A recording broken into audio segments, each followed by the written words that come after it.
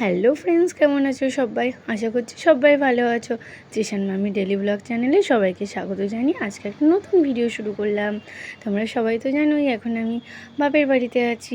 পুরো অগোছালো এলোমেলো জীবন বাপের বাড়িতে, কারণ এখানে তো কোনো বাধা নেই, কোনো কিছু নেই। যখন ঘুম থেকে ওঠো, যখন খুশি খাও, খেয়ে দিয়ে থালাটা ওখানেই রেখে উঠে চলে যাও। তো বাসনও ধোয়ার টেনশান নেই, কোনো কিছুই নেই।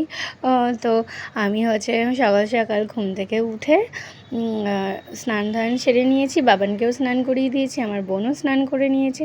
স্নান ধান করে ঠাকুরের জন্য ফুল মিষ্টি নিয়ে আমরা চলে এসেছি আমাদের ওখানে সিদ্ধেশ্বরী মায়ের মন্দিরে।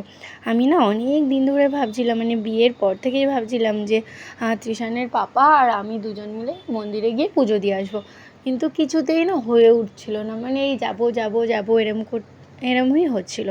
তারপরে আমি ভাবছিলাম যে এইবার যখন রয়েছি, প্রায় 5-6 দিন রয়েছি, আমি না একদিন যাবই মন্দিরে, যাবই। তো এরকম একটা ভেবেছি। ভেবে ঠিক শনিবার দিন সকালবেলায় উঠে চলে গেলাম মন্দিরে। তো আমি বাপের বাড়িতে রয়েছি, তো সেরকম মানে কি বলবো, শাড়ি টাড়ি সেরকম নিয়ে যাইনি। মায়ের একটা নতুন শাড়ি ভেঙে পরে নিলাম আজকে। একটু ছাপা শাড়িই পরেছিলাম, অনেক দিন বাদে ছাপা শাড়ি পরলাম। মানে মন্দিরে গেলাম আর কি, বাবানও আমার সামনে দাঁড়িয়ে আছে।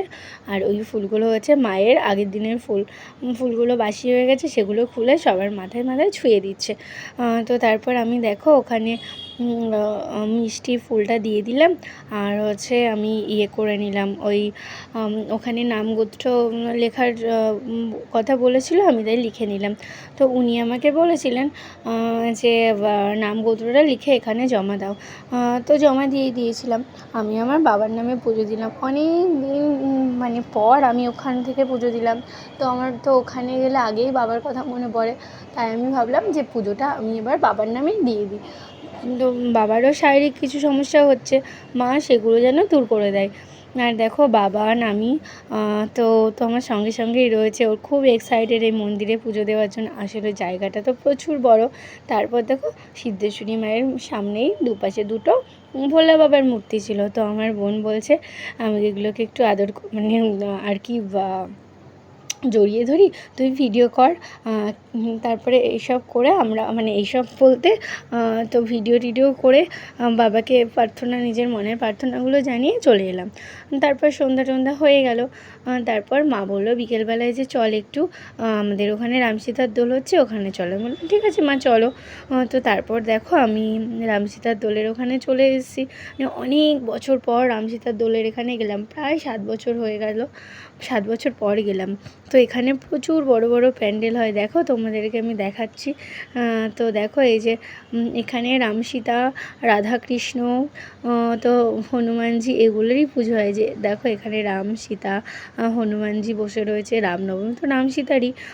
তো তারপর দেখো পাশে আর একটা প্যান্ডেলে গেলাম, সেখানে এই যে বজরংবলী পুজো হয়েছে।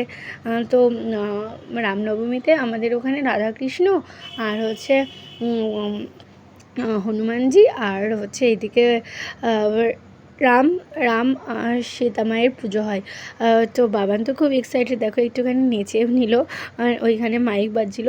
তো কিছুদিন ধরে আমার ক্যামেরাটা প্রচুর প্রবলেম করছে, আমি তোমাদেরকে ঠিক করে দেখাতেই পারছি না।